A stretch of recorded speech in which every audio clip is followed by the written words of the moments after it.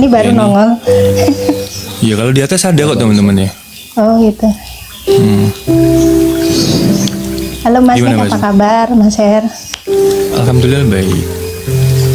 Ya, aku tertarik pembahasan pagi ini, seru sekali membahas tentang ini kenapa orang itu sukses duluan dari kita kayak gitu. Itu memang nggak ada kaitannya sama latar belakang pendidikan, memang penting ya kalau saya bilang. Tapi tidak semua orang seberuntung itu kan Mas Nik ya. Cuma tergantung pribadi masing-masing. Apa dengan kondisi dia ndak sekolah itu pasrah gitu kan, atau tetap mau belajar. Dan di sini aku mau sharing sama teman-teman soal pendidikan. Saya pribadi termasuk orang yang nggak beruntung itu. Jadi saya tuh dari kecil sekolah itu mentok di kelas 3 SMP. Itu lulus? Enggak Mas. Oh, berarti Nggak lulus berarti bukan karena ujian gagal, enggak. Alhamdulillah saya dari kecil itu termasuk selalu masuk 3 besar ya, masuk SMP juga SMP favorit. Kalau dulu kan pakai 6 ya. Kalau kita masuk itu ya pakai 6. Kalau bilangnya dulu itu pakai 6. Jadi bukannya ini ya. Ada dulu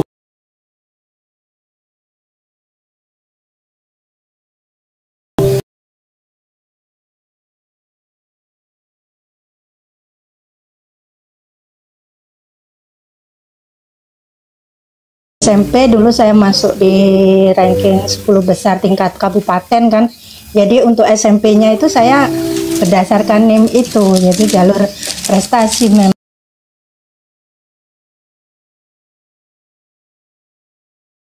alhamdulillah.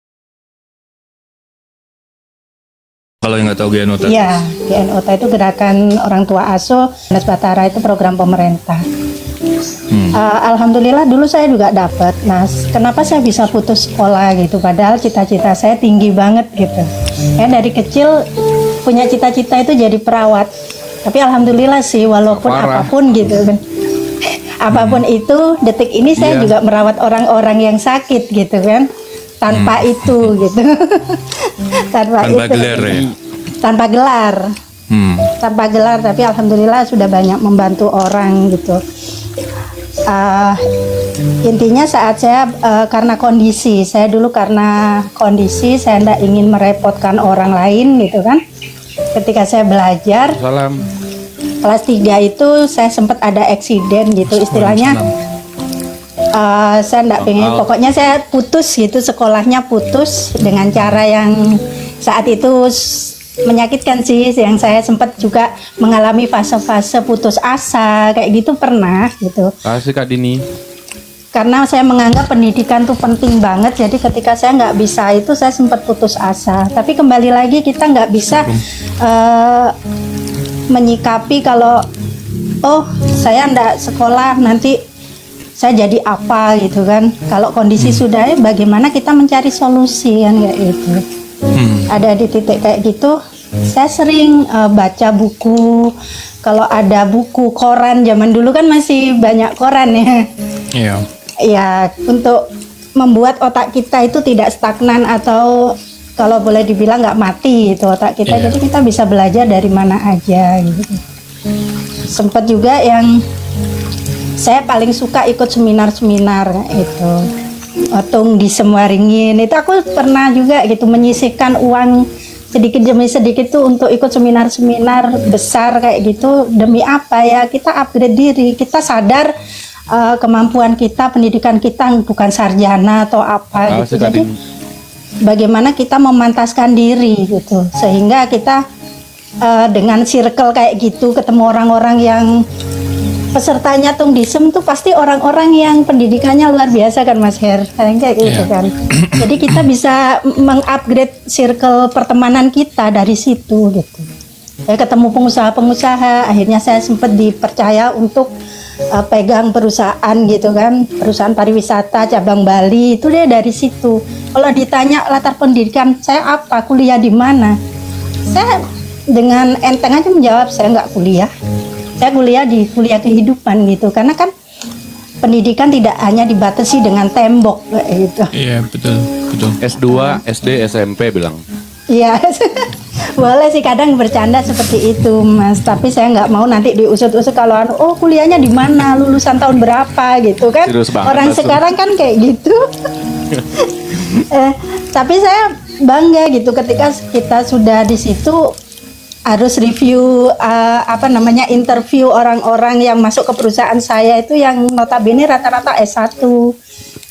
S2 gitu. Sedangkan saya satu-satunya pimpinan dari beberapa pimpinan cabang di Indonesia itu yang tidak ada ijazah yang harus saya masukkan gitu karena rekrutmen kayak gitu dari pengalaman kayak gitu. Itu tahun 2016 sampai 2018 saya di situ. Gitu. Jadi teman-teman Setelah itu Mbak Sum? Nah, kembali lagi tuh, mungkin ada saat dimana saya tidak mampu kayak tadi dibilang menghadapi tekanan tuh ya Mas ya, menghadapi tekanan. Jadi di sini sisi yang bisa saya petik dari obrolan tadi Mas Nik sama Mas Her. Saat itu kan saya satu-satunya pimpinan wanita. Yang perempuan, yang lainnya cabang Jakarta, Banyuwangi, terus Kendari, semuanya itu laki-laki gitu kan. Saya perempuan satu-satunya dan kebetulan memang dari awal yang dipegangin tuh saya, dari perusahaan ini baru berdiri itu saya dipegangin dalam kondisi mentah gitu kan. Coba Mbak Sum nih mulai bikin logo perusahaan, itu saya desain sendiri, saya belajar komputer otodidak, desain kayak gitu, isi web juga saya waktu itu saya yang ngerjain gitu kan, walaupun kita beli webnya tapi untuk isiannya itu domainnya kan kita bisa kerjain sendiri mau seperti apa, nah kayak gitu sampai brosur-brosur. Mungkin ada yang enggak suka gitu kan, ada pernah diadu domba kayak gitu, diadu domba dengan karyawan yang notabene laki-laki kayak gitu kan, dibikin nggak nyaman. Itu sampai di titik saya, karena saya orangnya nggak ambisius sekali enggak ya, saya tuh udah di titik akhirnya bilang ya udahlah, kalau memang daripada saya makan hati yang seperti itu, tekanan itu luar biasa saat itu, akhirnya saya resign, saya memilih resign. Tapi ini perusahaan udah berjalan, udah sampai 5 cabang, dari 1 cabang sampai 5 cabang di Indonesia, dan dari situ tekanan mulai kerasa gitu kan. Saya mikirnya gini, sampai ketika saya berhenti sampai ada yang bilang kayak gini, sengaja itu direkturnya ada yang bilang gitu, sengaja itu biar dia rekrut karyawan baru, jadinya kan gaji bisa turun gitu, bisa seperti itu. Tapi saya nggak mikir sejauh itu sih, saya pikir saya udah nggak nyaman di situ, ya sudah gitu. Pada akhirnya Mbak Sum bikin ini baru ya, ini sendiri ya? Waktu saya resign di situ, teman saya yang di Bandung itu sempat langsung calling, Mbak Sum serius resign dari Bir Ali? Iya, saya resign. Kenapa? Coba ke Bandung kelola ini saya, travel saya. Tapi saya bilang boleh, tapi saya minta kalau saya yang kelola jangan ikut campur, saya gitu. Saya nggak mau ketika apa yang saya buat diacak-acak kayak gitu kan. Dia setujui dan saya terbang ke Bandung saat itu. Makanya saya bilang saya pernah di Bandung, di Jalan Peta depannya Fesling Bandung tuh saya pernah di sana. Nah itu sudah jalan juga Mas Her, sudah jalan juga. Kebetulan yang pernah saya handle ke Bali itu yang nyaman dengan pelayanan kami, terus mau umroh atau apa, mau traveling, dia calling saya itu pribadi gitu kan. Termasuk waktu itu kita punya pelanggan loyal tuh kepala polisi yang ada di Mamuju kayak gitu kan. Mbak Sum saya mau umroh sekeluarga, Mbak Sum yang ini, sampai kayak gitu. Mau travel apa? Karena saya kan bukan travel umroh ya, pariwisata. Dia bilang terserah Mbak Sum mau kerjasama dengan travel apapun, tapi saya ke rekeningnya Mbak Sum nih ininya, transfernya. Saya nggak mau tahu dengan travel apa gitu. Sampai yang kayak gitu. Nah itu berakhir waktu kejadian mbakku meninggal itu dah Mas. Itu lebih ke kembali lagi terlalu menggunakan hati. Iya. Hati, nah itu dah. Tapi semua aku syukurin. Intinya untuk saat ini ya kita dalam kondisi apapun tuh jangan lupa bersyukur, itu aja. Jangan lupa bersyukur, terus belajar kayak gitu. Ketika kita gagal juga jangan terlalu, boleh capek, boleh berhenti, boleh sejenak gitu, tapi cepet bangkit lagi gitu. Jangan sampai stres gara-gara masalah apapun, sampai apalagi menyakiti diri sendiri ya. Itu jangan sampai deh kayak gitu menghadapi Berasa tekanan dinasehatin gitu. ibu ya teman-temannya. Iya. Mbak Sum Ya, saat ini memang tuh ibu-ibu. megang punya orang lagi atau udah punya Enggak. sendiri yang sekarang ini? Enggak, sekarang saya lebih usaha sendiri ya. Kecuali kalau network kan istilahnya itu bisnis kita pribadi tapi dikerjakan bareng-bareng. Sukses ndaknya Sama, bukan karena sama. perusahaan, tapi karena kita sendiri yang mau seberapa sih kita ambil peluang itu kayak gitu, Mas Hera. Oke, berarti sekarang Mbak Sum ya jalan sendiri iya, networking juga iya gitu. Iya, networking iya, terus saya juga lebih ke home care juga ya, home care untuk membantu orang-orang yang bermasalah dengan kesehatan kayak gitu juga. Kalau travel sih by request aja, kalau travel tuh masih by request kalau ada yang mau. Sekarang lebih jalan ke mana? Lebih jalan ke home care itu atau ke travel Home itu? care sama network ini sejalan sih, Mas Her. Karena produk yang aku pakai itu yang di network itu yang saya pakai untuk di sini gitu. Saya pilih produk yang memang bisa mendukung home care-nya saya gitu. Jadi dua-duanya jalan.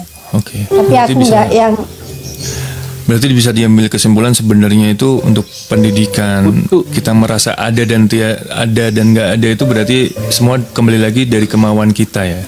iya, bukan karena kita anak orang kaya pendidikannya tinggi, enggak. Sebenarnya kalau teman-teman pengen bisa pendidikan tinggi itu banyak cara gitu kan, banyak cara. Apalagi sekarang banyak program beasiswa ya. Cuma saya terlambat di situ kalau saya ngikutin itu. Yang penting sekarang anak saya gimana dia bisa punya pendidikan yang lebih baik daripada saya. Saya mikirnya seperti itu sekarang. Sempet sih Mas dulu aku pengen ikut UT waktu anak saya masih 2 itu, Salam.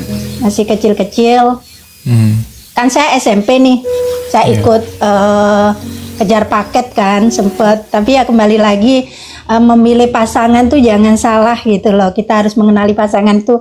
Jadi dia bisa dukung kita enggak gitu. Padahal kita pengen upgrade diri itu selalu. Ya itu waktu itu diancem gitu. Akhirnya enggak jadi gitu. Diancem kalau nerusin anak tak bawa nih kayak gitu. Mau dibawa pergi kayak gitu. Jadinya saya stop di situ. Padahal udah disiapin nih sampai yang SMA itu udah disiapin sama keluarga angkat saya yang di Lumajang kan, sempet kayak gitu. Saya tinggal masuk aja nanti kerjain soal, cuma minta waktu 2 hari diizinin, tapi nyampe sana baru turun dari bus ditelepon disuruh balik. Hei, ngikutin aja demi keluarga ngikutin, tapi semua itu tetap kembali lagi belum beruntung mungkin saya dalam hal itu gitu aja. Makanya ikut seminar-seminar, baca buku, itu yang bisa saya lakukan untuk belajar. Termasuk beli komputer waktu itu untuk upgrade, biar bisa ngerjain. Kemauannya keras ya. Iya. Jadi jangan menyerah. Intinya kan jangan menyerah dengan keadaan Iya. gitu ya. Kan ada juga tuh orang yang udah tua tapi malas belajar, malas baca buku ya kan. Itu sampai sekarang saya masih selalu beli buku-buku kayak gitu tuh. Buat saya apa ya, makanan kita selain makanan untuk tubuh kita kan kita butuh makanan untuk otak gitu. Jangan sampai kita Gak pikun tinggal ya. di lingkungan, iya tinggal di lingkungan yang orangnya bahas apa kita pelongo-pelongo gitu ya, jangan gitu loh. Aku Yang paling udah tua, malas yang paling belajar. menginspirasi itu apa Mbak Sum dari kehidupan Mbak Sum yang paling inspiratif sehingga Soal berpikir orang kaya. aku harus survive nih. Yang paling menginspirasi itu apa? Ini Mas Her, kematian ayah aku. Biasanya Karena itu kenapa? kan kasusnya Semangat untuk kan anaknya. orang gini. Waalaikumsalam, salam kenal. Sedikit ya. Waktu kecil, waktu aku sebelum TK itu memoriku inget banget. Ayahku itu kan seorang buruh tani yang pekerja keras banget gitu sampai dipercaya orang. Dia juga tukang angkut pasir, naikin pasir ke truk gitu loh, ditambang pasir Iya, gitu loh Mas Heri. iya. Nah, pagi itu kan beliau sudah membangun rumah gedong di antara rumah-rumah penduduk yang masih bambu. Ayahku tuh sudah berhasil bikin rumah gedong kayak gitu kan. Gedong tuh tembok teman-teman bagi yang belum Tembok. paham. Kalau dulu orang bilang rumah gedong tuh yang dari batu bata, yang Iya. permanen gitu kan. Nah, tapi namanya takdir ya, pagi itu di rumah sudah kondisi saat itu ya. Saat orang lain belum punya sepeda, di rumah itu sudah ada sepeda kayak RRT itu zaman dulu kan, sepeda pancal, sepeda gayung RRT itu sudah termasuk hal yang mewah ya, Mewah. barang yang mewah. Di rumah tuh udah ada 2. Saya masih kecil ingat banget. Nah, ayahku meninggal tuh karena kecelakaan kerja yang sampai detik ini masih aku ragukan gitu ya. Tapi aku udah ikhlaskan. Tapi penyebab kematian ayahku itu masih aku ragukan karena kecelakaan kerja. Tapi lebih tepatnya mungkin ada indikasi diracuni kayak gitu. Sabotase. Karena kan berangkat sehat-sehat aja, tiba-tiba siang hari utusan Cina yang orang itu yang juraganya ayahku tuh datang, katanya ayahku pingsan keracunan es lilin. Es lilin itu kan disediakan oleh mereka gitu loh, bilangnya. Terus anehnya bukan dibawa ke rumah sakit yang deket kami, yang di kota kan rumah sakit lebih besar tuh, tapi di rumah sakit daerah kayak gitu. Dan ibuku, aku cari kan ke sawah ini, ibuku histeris kan, mau ikut gak dikasih, disuruh nunggu di rumah. Sorenya kabarnya udah meninggal, tapi 2 hari mayatnya tidak dipulangkan. 2 hari mayatnya tidak dipulangkan, ibuku udah pingsan-pingsan. Paman yang sempat nengok ke rumah sakit setelah aku lulus SD baru cerita. Saat mengantarkan istilahnya ke mall ya Mas Heria. Iya. Kayak jarik tuh Iya. penutup mayat. Itu sudah ada jahitan di sini. Organ-organ vitalnya itu semuanya bekas jahitan. Ginjal, di otak, di dada kayak gitu. Dan saat mayat datang kita dilarang untuk buka. Tapi darah itu sempat netes waktu dimakamkan. Itu bisa ambil kesimpulan deh. Kalau darah mayat yang sudah masih menetes saat dimakamin pasti ada sesuatu kan kayak gitu. Mungkin penjualan organ saya juga masih mikir ke sana. Nah, itu yang memotivasi saya untuk belajar tuh. Saya benci profesi dokter dulu ya. Karena itu saya benci profesi, tapi saya pengen jadi perawat. Setidaknya jangan sampai kita itu zolim dengan orang-orang yang yang membutuhkan kita kayak gitu. Jangan memanfaatkan ya. Memanfaatkan kayak gitu. Dari situ saya harus sukses nih, saya harus jadi orang nih untuk ngangkat derajat keluarga. Ibu bapak sudah buruh tani gitu kan, nggak punya apa-apa, tapi mereka sama keluarga ya luar biasa gitu. Jadi saya sebagai anaknya minimal adalah yang sukses yang bisa dilihat gitu. Dulu kakak saya juga alhamdulillah dulu juga kita berdua memang bintang kelas, kalau dibilang selalu kejar-kejaran prestasi. Kita satu angkatan, saya sama kakak saya satu angkatan karena selisih 1 tahun dulu kayak gitu. Selisih 1 tahun. Tapi sekarang kakak saya jauh sih, jarang komunikasi. Bagi teman-teman yang belum tahu ya, Mbak Sum ini kalau dibilang seumur hidupnya ini kayak kurang beruntung banget ya. Ya itu tadi Tapi saya bersyukur sih, Mas, iya saat kisah kecilnya seperti ini. Terus ketika punya pasangan, dia KDRT pasang pertama, pasang kedua juga KDRT gitu kan. Sampai di titik ini tuh termasuk hebat gitu loh. Maksudnya bisa bertahan sampai sejauh ini tuh kayak makanya kalau Mbak Sum ini kadang-kadang cerita itu nggak gue kedengerin nih sebenarnya. Kalau dia cerita, gue dengerin, gue malas sebenarnya.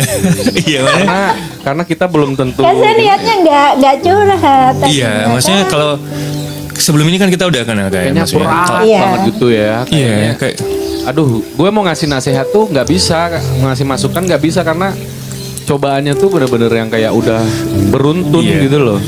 Perempuan lagi Gak ya kan. apa-apa sih Mas Nik. Ya Mas Nik tadi bicara tentang saya benarkan memang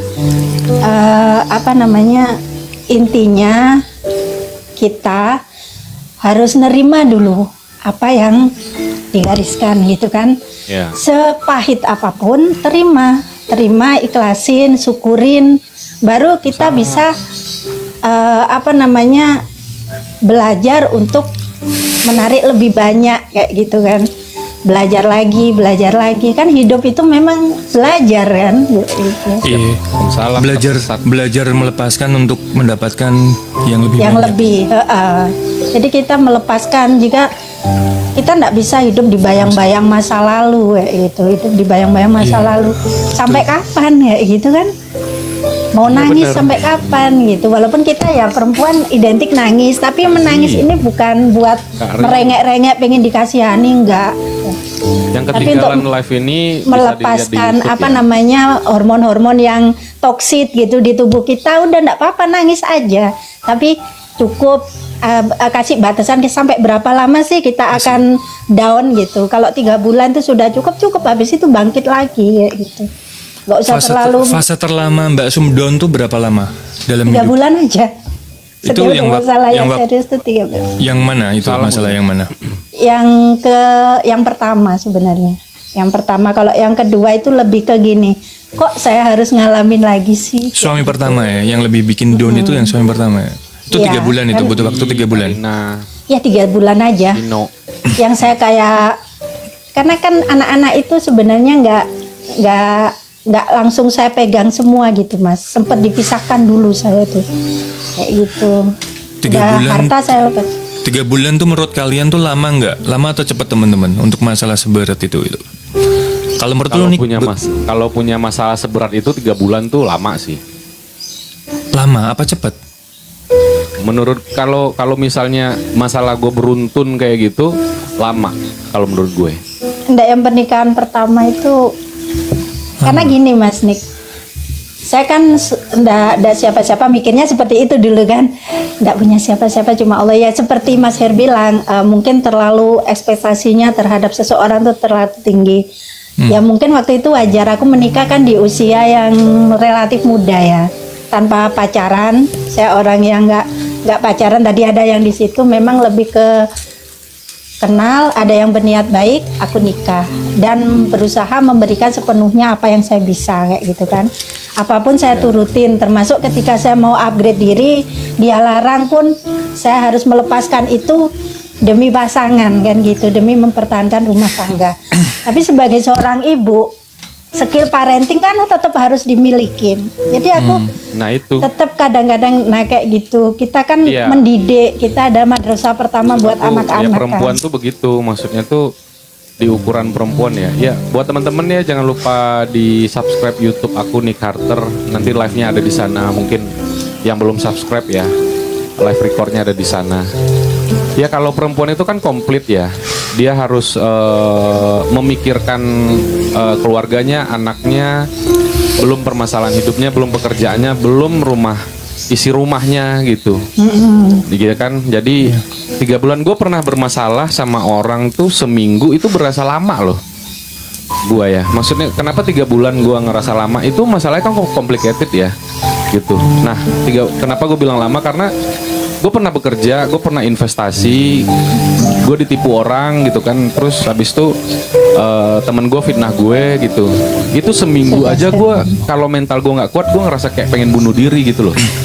Jadi kayak gue sampai nggak bisa makan gitu kan, gue minum air keran gitu, terus gue sampai ya mungkin awal-awal live gue pernah cerita dulu ya, gue sempat minum air keran kayak gitu, terus gue sempat ditipu orang, dimanfaatin orang, difitnah gitu kan, dan gue mau ngadu kanan kiri itu nggak bisa karena Itu semua pernah orang tergiring opini dengan satu permasalahan itu, dan gue dijauhin semua orang gitu loh.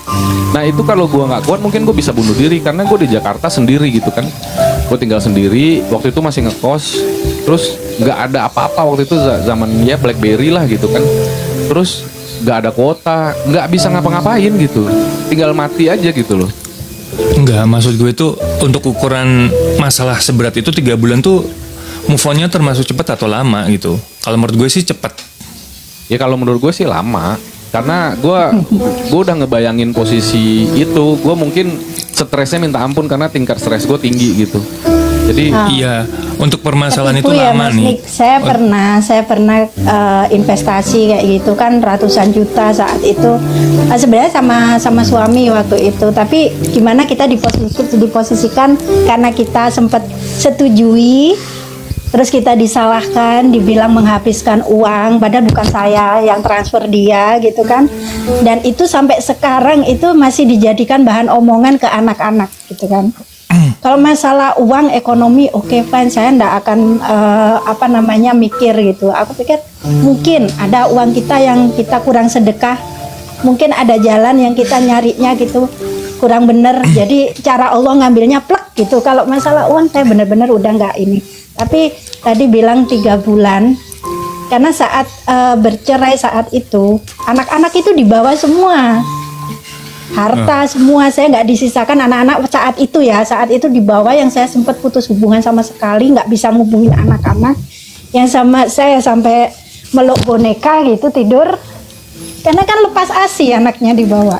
Sebenarnya Mbak Sum, pertanyaanmu kemarin tuh sebenarnya mau aku jawab. Mas Her, aku merasa aku udah di track yang benar. Aku tidak melakukan kesalahan apapun. Aku udah merasa hidupku benar, tidak pernah menipu, tidak pernah bohong, tidak pernah ini. Tapi kenapa aku masih kayak gini? Sebenarnya aku mau jawab Kak, Mbak Sum. Coba jawab aja.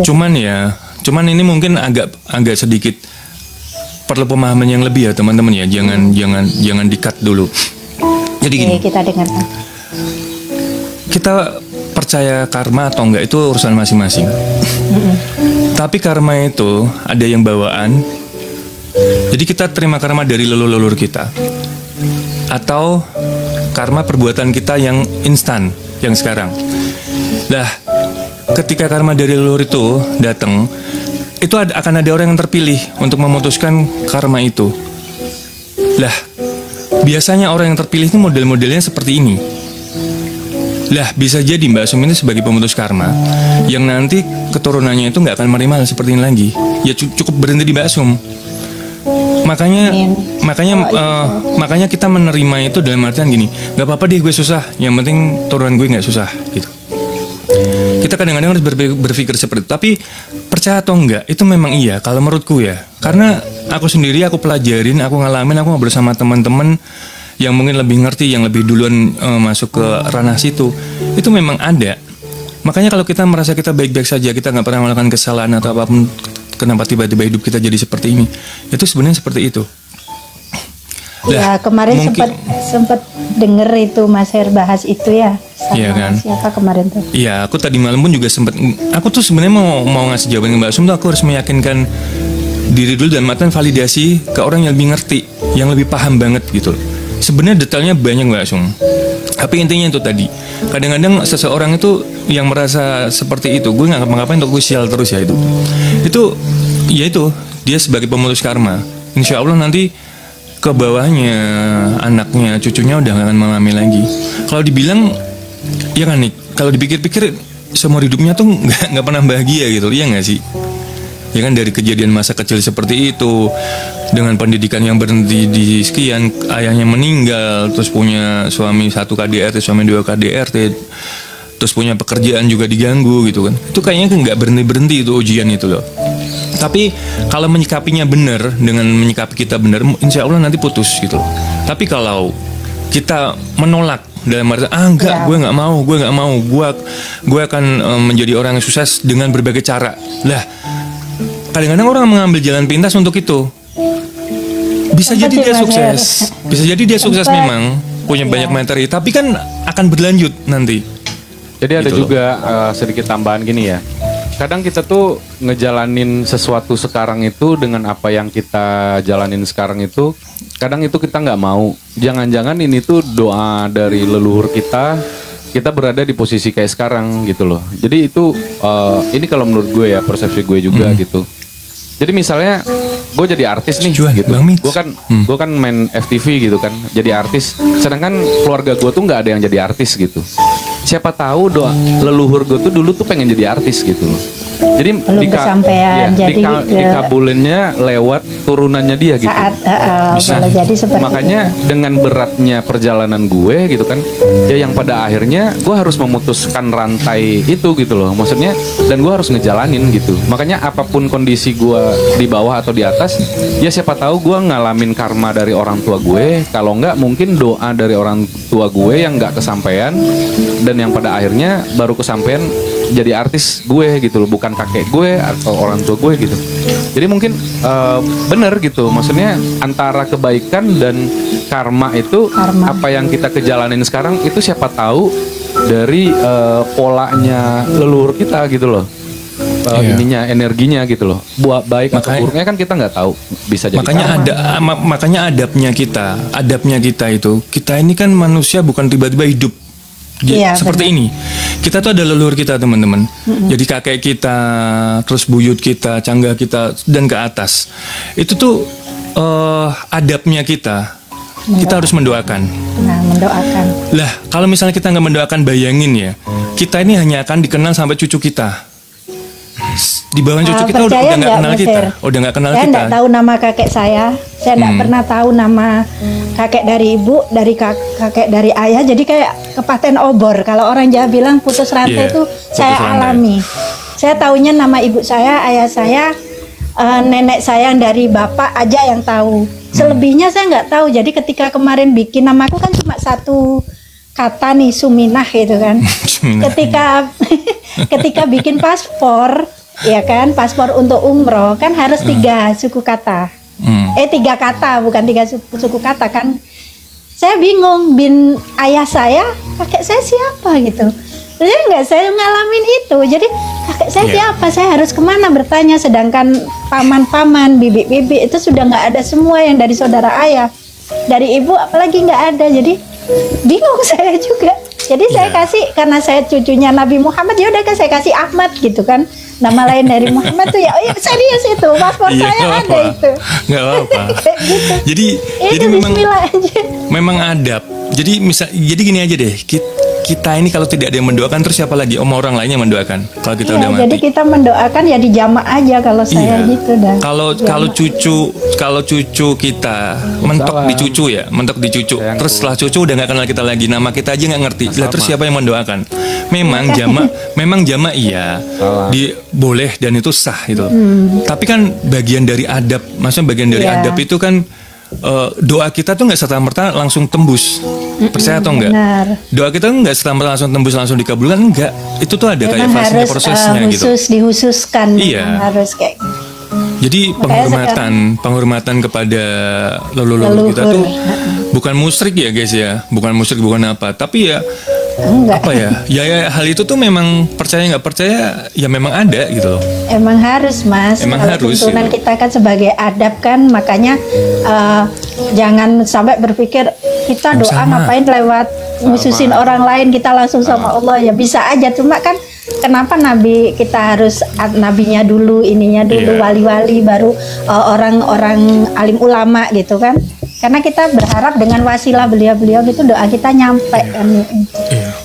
Kalau leluhur kita kan ya siapa tahu leluhur kita punya dosa atau apa ya kita doain. Dimaafkan, iya betul. Dimaafkan, betul. Kita doain. Lebih ke situ ya, bukan kita minta-minta, enggak. Lebih mendoakan. Kalau ada salah dimaafkan, dikurangi sisa kuburnya, diterangi jalannya. Jadi seperti itu. Kalau bukan kita, siapa lagi yang akan mendoakan gitu. Waalaikumsalam Kak Salma.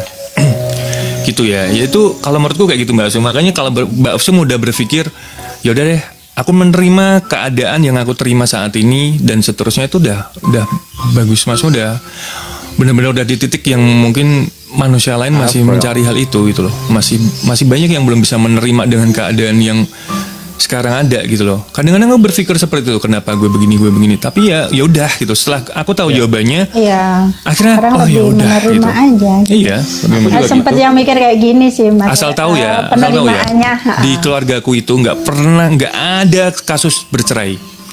Dari zaman dulu sampai sekarang nggak ada kasus bercerai kecuali aku. Rekornya di Mas. Iya, dan kecuali di aku. Makanya dengan segala kesadaran diri aku menerima hal itu. dengan kesadaran diri, oh ini aku yang salah, dan semoga anak cucuku nanti kelak nggak akan mengalami hal seperti ini lagi. Karena saya ya itu sekarang lebih ke situ. aku tanya-tanya kan, nggak ada yang bercerai satupun kecuali aku. Makanya aku agak aneh juga gitu loh. Di keluarga mantan istriku juga nggak ada yang bercerai satupun. Makanya baru ya baru udah. mantan istri Iya, Mas Her. iya. Jadi ya udah gitu. Oh ya udah, ini berarti Mudah-mudahan yang harus putus aku di situ jalani. juga ya Mas Her ya. Iya, aku berdoanya seperti itu. Iya, nggak ada juga orang menikah yang pengen bercerai juga nggak ada. Kalau dibilang oh salah siapa, sekarang saya di titik dimana keputusan itu kita berdua gitu kan, keputusan itu kita berdua, walaupun istilahnya ini entah siapa yang mulai, intinya semua udah mengiyakan, jadi udah menerima itu. Kalau saya pengennya enak kalau orang sempat nggak Mas Her masih komunikasi dengan mantan yang demi anak gitu. Oh, sangat-sangat sering. Ini Black Nah, Panther. itu yang aku nggak dapat Aku fan-fan sampai aja kalau detik sama ini, dia. Mbak Asher. Sampai detik ini dengan papanya anak-anak itu pengen sebenarnya pengen bicara itu baik-baik aja. Lupakanlah ini udah selesai, tapi demi anak-anak gitu kan, demi anak-anak, ketika anak-anak itu butuh sosok figur yang diskusi, ini aku seperti ini, pengen seperti ini Pak, pengen seperti ini Ma, pengen kita itu komunikasi, tapi nggak pernah bisa Mas Her. Saya udah coba dengan merendahkan diri atau apalah istilahnya, kita sampai kemarin wisudanya anak saya juga sowan kan ke mertua gitu, pengen menjalin komunikasi yang baik demi anak-anak, itu mantan saya itu tetap nggak nerima gitu. Nggak apa-apa, nanti itu ada jalannya, ada jalannya. Iya, saya sih untungnya anak-anak berpikirnya bijak ya, jadi mereka nggak terlalu menuntut yang gimana. Intinya anak pertama saya kan cowok, dia jadi penengah saat ini sih. Mulai SMP itu dia jadi penengah. Iya. Dia komunikasi sama papanya, nanti disampaikan ke aku. Dia lebih tahu, mamanya lebih memahami itu, jadi berusaha untuk netralisir gitu. Ya, saya bersyukur sih punya anak-anak yang istilahnya dengan kondisi orang tuanya, mereka tidak menjadikan itu masalah yang menganggap, wih aku anak broken home gini-gini, enggak. Yang ketinggalan live kita bisa lihat di YouTube ya guys, namanya Nick Carter. Ada live recordnya di sana. Informasi Ya buat mau teman-teman. tanya, Jangan lupa Mas Nick, kenapa itu fotonya ditutup Mas Nick? Karena ketika ada yang ngirim gift, efeknya ke foto itu, bukan ke muka aku. Oh itu alasannya. Iya, kok efeknya di situ gitu kan. Jadi Oh maunya ke Mas Nick aja yang di bawah Iya. itu. Coba deh, ada yang mau cobain nggak efek-efek gitu? Jadi iri sama foto sendiri ceritanya. Iya. Coba tes deh. Apa kayak gitu coba. Coba. Aku tes deh, cobain. Yang efek-efek. Oh yang efek. Oh enggak ya, kalau yang efek gede. Yang ngomong. Enggak ada. Iya, maksudnya yang Gimana sih Mbak Sum? gimana sih pengusaha sukses? Iya. Oh iya, pengusaha sukses. Amin, amin. Kalian lebih sukses loh saat. Amin, amin. Semua yang di sini sukses, yang di bawah Waalaikumsalam. juga. Iya. Waalaikumsalam Kak Nung. Kan ada juga Sukses versi bagi masing-masing. bagi yang nggak mau di share live-nya di YouTube, nggak apa-apa, aku pasti nggak akan posting. Misalkan ada juga nih narasumber yang jangan posting di YouTube ya bang, gitu kan? Ya nggak apa-apa, aku nggak posting gitu. Tapi syaratnya pasti semua aku posting. Tapi kalau ada yang nggak berkenan, di DM aja gitu. Kan banyak, soalnya makanya teman-teman di sini yang masih belum tahu rules-nya gitu kan. Kalau naik tuh harus on cam, ganti-gantian. Terus aku share di YouTube gitu. Terus live-nya ada di bio aku gitu loh. Gitu teman-teman, kalau yang masih belum tahu ya. Ya nggak mungkin nggak Selalu. sukses. Single mom anti goreng. Ya ada anti fasenya goreng. sih. Jadi memang namanya dalam apalagi perceraian terus sudah punya anak, nggak boleh ketemu sama orang tuanya, ya itu keliru. Cuman ya memang mau gimana lagi? Karena fasenya lagi seperti itu, yang harus kita sadar itu fase gitu. Mungkin kesadaran mantan suami Mbak Sum juga masih belum ada, masih berkurang gitu. Nanti akan ada fasenya. Sudah berkeluarga, sudah ada anak lagi juga. Aku pikir saat wisuda anakku bisa baik-baik aja, karena dia mengharapkan kan papa sama mamanya datang. Saat itu sih sempat bilang mama datang ya. Kenapa Mbak Sum langsung datang aja kayak aku Sama. kemarin? Aku datang. Ya udah, berarti nggak masalah. Tapi dianya tiba-tiba nggak mau masuk ruangan. Ya gitu. wes, nggak masalah, nggak usah mikirin. Lah yang penting tuh kitanya. Jadi gini, Saya nggak mikirin. Jangan Jujur, iya saya nggak usah nggak pikirin. mikirin. Jangan Saya peduli nggak orang lain. mikirin Mas, bodoh Yang- amat gitu. Tapi anak saya itu sempat masalahin gitu loh. Yang kita Kalau fokus itu kan ke anak gitu loh. Ngapain mikirin orang lain? Ya udah kita datang karena anak, kita datang demi anak. Ya udah. Boleh Iya. nggak boleh itu urusan lu gitu. Gini loh, anak saya tuh pengen saat dia penerimaan itu papanya sama mamanya menyaksikan. Saya sih sudah bilang nggak harus duduk deket saya, bisa aja kursi banyak tuh, bisa di sana, bisa di sini gitu. Tapi dia memilih tidak masuk ke ruangan dan itu anak saya cepat kecewa di situ. Kayak gitu Mas Her. Itu aja sih. Kalau masalah aku sih baik-baik aja gitu. Saya nggak ngaruh gitu. Iya. Udah dia punya hidupnya gitu kan, kehidupan pribadi saya juga iya gitu. Oke. Ya. Terima kasih Mas Oke, Sum. ya, Makasih Mbak Sum. ya maaf ya, Oke banget nih. buat teman-teman jika ada yang salah kata, Aku juga ada yang baik perlu, silakan aduh. diambil. Kalau yang baik boleh dijadikan inspirasi, itu aja buat teman-teman di bawah Iya, sukses sehat-sehat terus. semuanya. Semoga bisa Makasih jumpa ya. supportnya, Mas Er. Makasih Mbak Sum. Jangan bosen ya Mas Aku Er. pengen jumpa deh sama teman-teman di bawah nih. Enggak. Kayak apa jadinya gitu ya kalau kita ngumpul gitu kan. Kayak kita adain gathering gitu kan. Oh, seru kali ya. Meet and greet gitu kan. Ke Bali aja. Ke Bali. Sponsor Ya iyalah. Basum ya. Kalau ke Bali ya. Sponsor Nanti aku Basum ya. masakin. Masak. Ya elah, yang di bawah mama semua bisa masak semua. Tiket pesawat dong. Masa ya Mas, apa namanya? Oh boleh tiket pesawat. Oh tiket pesawat. Ya tiket pesawat hostnya aja berdua. Ya. Aku siapin roomnya aja. Pesawatnya Ya. jalan sendiri. Mas, kita ngobrolin apa gitu ya? Aku penasaran deh. Kalau ketemu real gitu, bakalan malu-malu atau bakalan bawel-bawel? Kayaknya bawel.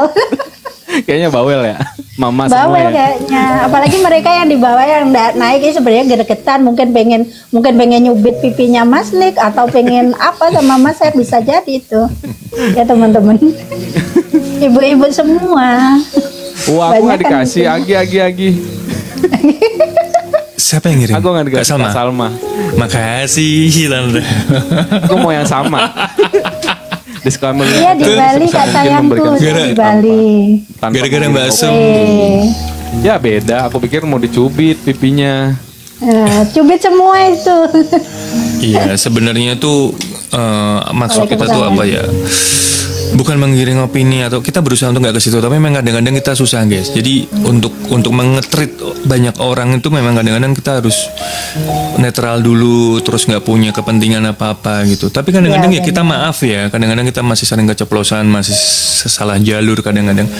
Tapi kita saling belajar di sini. Aku belajar banyak dari kalian, terutama orang-orang yang inspiratif dalam artian mereka tuh susah, mereka tuh kecewa, mereka tuh sedih, mereka galau, tapi mereka bisa ngambil sisi lain dari itu. Pelajaran hidup yang dipetik itu jauh lebih penting daripada kita menangisi keadaan gitu loh, daripada kita kayak terpuruk gitu. Itu yang buat aku kadang-kadang lebih kena ya, lebih terharu dibandingin harus menangis gitu kan.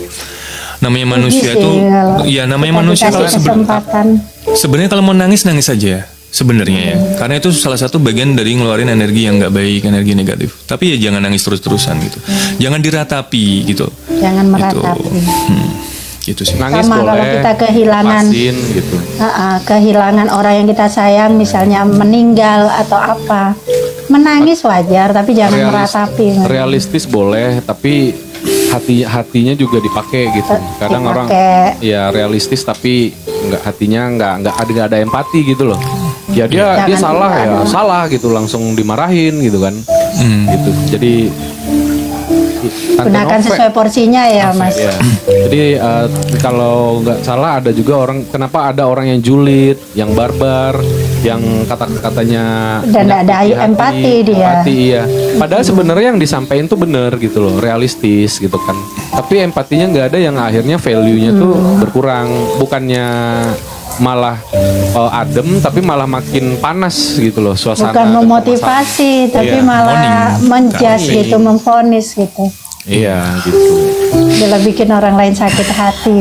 Tapi Jadi lebih ke kalau kita- adab sih sebenarnya. Kalau kita sesama manusia ini kalau nggak berkata yang baik dan saling mendoakan, apalagi Lebih sih? baik gitu loh. diam. Kita mau iri-irian, mau sejauh apa, mau setinggi apa gitu loh. Maaf. Saya dijambak juga. Bukan diginiin, dijambak dia. Aku begini lagi. Nanti kalau ketemu sungguhan enggak apa-apa itu. Boleh kita ngumpul. Terus apa namanya? Aku juga selalu nyampein ke teman-teman kalau lagi meeting atau lagi ketemu nongkrong ya. Kalau ada yang masih berpikir kayak ada iri-irian, ada gengsi-gengsian, ada sindir-sindiran gitu. Aku cuma bilang gitu loh. Mau sampai kapan? Aku bilang gitu. Kalau mau ngapain gitu loh. Mau ngomongin kayak gini tuh mau ujungnya apa gitu loh. Iya, Mas. Kadang kita ngomongin sesuatu kan nggak ada duitnya gitu kan. Ngomongin sesuatu yang pada akhirnya hati ini jadi tergores dan akhirnya jadi kebencian dan akhirnya menjadi sesuatu apa ya, dendam. Enggak gitu. sedih Kak Novi, enggak sedih. Jadi Lagi dengerin Mas Nick. jadi makanya kalau nggak saling mendoakan, saling support, udah gitu. Apalagi sih gitu loh. Kalau nggak bisa Ya. kerjasama nih kita misalnya kayak aku sama Mbak Sem, kalau kita nggak bisa kerjasama, ya udah kita berhubungan baik aja, nggak usah jangan-jangan bisnisnya begini, jangan-jangan ngapain gitu loh. Enggak. Kan ada Iya. juga orang berpikir kayak gitu kan, kayak bisnisnya Kalau apa sih? menurut aku Begini. sih, makasih ini siapa? Tak sama Kalau menurut itu. aku Mas lihat orang yang iri, dengki gitu kan, saya itu sampai mikir kayak gini, mereka itu seperti minum racun dalam hidupnya tiap hari, tapi berharap orang yang mereka benci itu mati gitu kan lucu gitu kan. Iya. Betul Iya. sekali. Iya, kita minum racun tiap hari dengan dengki irinya kita, tapi berharap orang lain itu Aduh. mati gitu. Mau Makanya juga, Tante Sal. mau juga. Aku Cukup bir ini aja deh boneka ketiduran. beruang. Request enggak tuh? Iya Yang lebih bener murah ya. aja. Kita request yang Kata-kata- murah-murah aja. Kata-kata Mbak Sum bener ya. Kita tuh jadi gini. Kita itu cari masalah sendiri. Kita menceburkan diri dalam masalah, tapi berharap orang lain yang ngangkat. Berharap orang lain yang akan menyelamatkan. Cium ya. Gitu. Jadi kayak nggak adil gitu loh bagi orang lain tuh. Kadang-kadang kita harus bercerminnya dari situ ya gitu. Kita yang minum racun, tapi berapa orang lain yang Orang mati. lain mati. Iya, kalau orang punya iri dengki itu seperti itu. Jadi kasihanilah diri kalian gitu loh. Kalau sampai punya pikiran Hati-hatinya. iri dengki dengan orang lain yang belum tentu mereka itu peduli gitu dengan sakit hati, dengan kalian iriin apanya gitu kan. Iya. Kalau Iya. lihat orang seneng tuh, kalau itu bagus ya tiru gitu kan. Apa yang membuat dia itu sukses misalnya seperti itu ya cari tahu caranya gitu. Jadikan Aku- inspirasi itu, bukan 45 tambah ya, iri Bang dengki. Her. Ya, oke. Jam 11 Aku juga udah mau. ya. aku juga mau kontrolin Aisyah. Jadi Bang Herdian dia mau kontrol anaknya teman-teman habis operasi amandel. Oh, kasih es krim Mas Her. Aku mau kerja. Aku siang ini jam 11 aku udah harus di lokasi, makanya aku habis ini kayaknya langsung cek. Kayaknya langsung buru-buru. Ya aku juga mau. Tadinya kerja. 6:30 maunya, tapi pas itu aku bilang Mas Herdinya belum Tadi siap. kesiangan ya Mas ya. Sebenarnya on time jam 8. On time. Oh, jam 8 Cuman memang. tadi kita ya tuh mau mempercepat karena Bang Herdi kan mau nengok anaknya. Aku juga ada kerjaan. Jadi biar panjang kan dari jam 6:30 sampai jam 9 kurang gitu kan. Jam 8 on time tadi 8 ya lewat-lewat dikit lah gitu. Oke, makasih kesempatannya Mas Nick, Mas Her sukses selalu, mudah-mudahan lancar ya. Amin, amin, amin. Apa yang dikerjakan hari ini. Amin. Amin. Terima kasih Mbak Terima Su. kasih. Habis ini juga mau ke Polres Jaga juga. kesehatan Mas Her. Sama. Iya, sama-sama Mbak Sum. Sehat-sehat ya. Sehat-sehat. Oke, saya undur diri. Assalamualaikum buat Ya, teman-teman. Makasih semua dukungannya. Ya.